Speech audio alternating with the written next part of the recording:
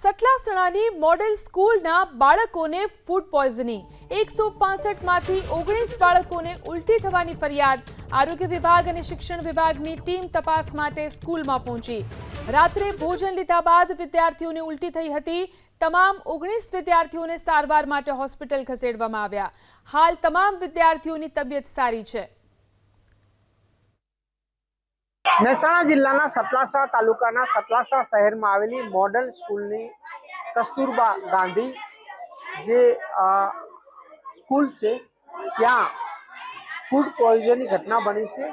165 વિદ્યાર્થીઓ અહીંયા અભ્યાસ અર્થે રહે છે અને તમામ વિદ્યાર્થીઓ ક્યાંક ને ક્યાંક હોસ્ટેલની અંદર રહીને અભ્યાસ કરે છે।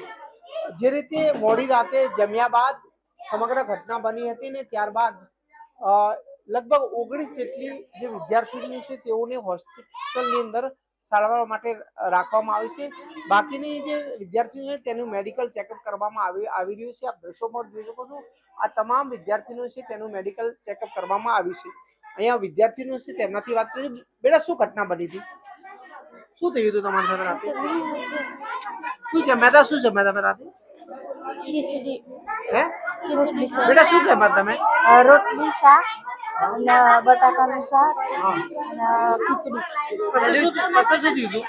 ઘડી વાર રહીને અમે ખાધું, પછી ઘડી વાર ઓટા મારે ને પછી ઓટા મારે અને થોડી વાર રહીને સ્પીકર કાઢી બધા નાચ્યા ને કૂદ્યા ને પછી ઘડી વાર રહીને ચોકલેટ આપી મેંગો, પછી ઘડી વાર રહીને પછી અચાનક એક નથી એના પરથી પછી બધાને 3 લઈ ગયા ને 3 પાછા થયા। 3 એવી રીતે વાળા પરથી ચાલતી શ્વાસ લેવાતો નતો ને ઉલટીઓ જ થતી હતી। કેટલા બાળકો? બધા બાળકો થયું? 4 જતા હતા ને પછી 3 પાછા થતા હતા। એવી રીતે વાળા પરથી ચાલતી હતી। તો દ્રશ્યો બતાવે છે કે આ તમામ જે વિદ્યાર્થીઓ છે તે હોસ્ટેલમાં રહે છે ને અભ્યાસ કરે છે, પરંતુ તેમની સાથે ક્યાંક ને ક્યાંક રાતે જમ્યા બાદ આ રીતે ઘટના બની હતી। જો કે ત્યારબાદ અહીંયા વાલીઓ પણ તેઓને લેવા માટે પહોંચ્યા છે। આ દ્રશ્યો જોઈ શકો જેઓ પોતાના ગામથી વહેલી સવારથી અહીંયા પહોંચ્યા છે। આ રીતે મોટી સંખ્યાની અંદર વાલીઓ પણ અહીંયા પહોંચેલા જોવા મળે છે। દૂર દૂરથી જે વિદ્યાર્થીઓ અહીંયા અભ્યાસ અર્થે લાવે છે અને અહીંયા હોસ્ટેલમાં રહે છે। વડીલ, આપ ક્યાંથી આવ્યા છો? મગવાસથી। મગવાસ કયો જિલ્લો? જિલ્લો બનાસકાંઠા, તાલુકો દાતા। તો શું ઘટના બની હતી? આપ અહીંયા શું સમાચાર મળ્યા હતા? અમારે કે બીમાર છે છોકરીઓ, તમે આવી છોકરીઓ રજા આપવાની છે તો લેજો એવું અમારે સાહેબે કીધું એટલે આવ્યા છીએ।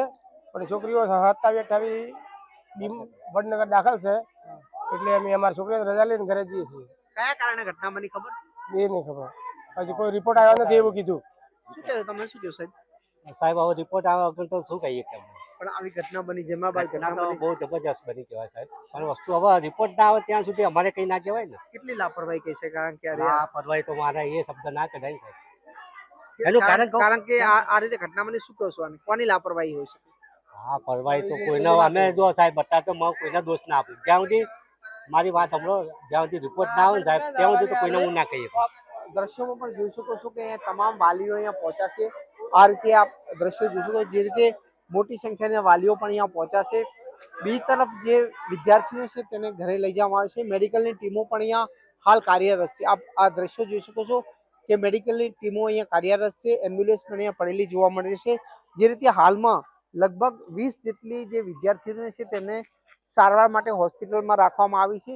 પરંતુ જે રીતે મોડી રાતે આ ઘટના બની હતી, ક્યાંક ને ક્યાંક જે અહીંયાના સંચાલકો છે તે હાલ કેમેરા સામે કંઈ પણ કહેવા તૈયાર નથી। પરંતુ જે રીતે જમ્યા બાદ ક્યાંક ને ક્યાંક વિદ્યાર્થીઓને ફૂડ પોઈઝનની અસર થઈને ત્યારબાદ તમામને હોસ્પિટલાઇઝ કરવામાં આવી હતી, જેમાં હજુ પણ લગભગ 20 જેટલી જે વિદ્યાર્થીઓ છે તે હોસ્પિટલાઇઝ છે।